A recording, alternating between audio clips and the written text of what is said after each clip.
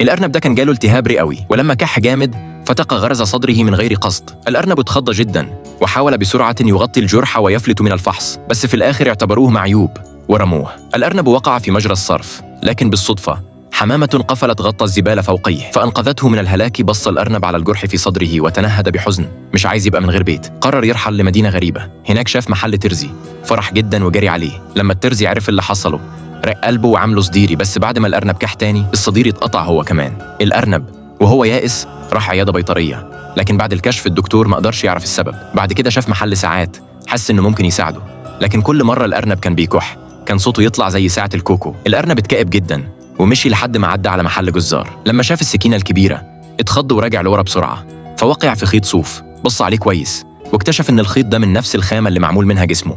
فرح جدا وقرر يدور على صاحب الخيط عشان يخيط له الجرح في صدره. الأرنب مشي ورا الخيط بحذر، لكن عجلة عدت من هناك وشالت الخيط معاها. الأرنب مسك في الخيط واترمى في الهواء، حاول يسيبه بس ما قدرش، وفضل متعلق بيه نجا بأعجوبة من عربية، وبعدها من قارب صرف. بعد ما عدى مخاطر كتير الأرنب أخيرا مسك الخيط ومشي وراه لحد ما شاف صاحبته. اتأثر جدا وما قدرش يتكلم، فتح دراعاته والست حضنته بلطف، وبعد كده خدت الأرنب ورجعته البيت.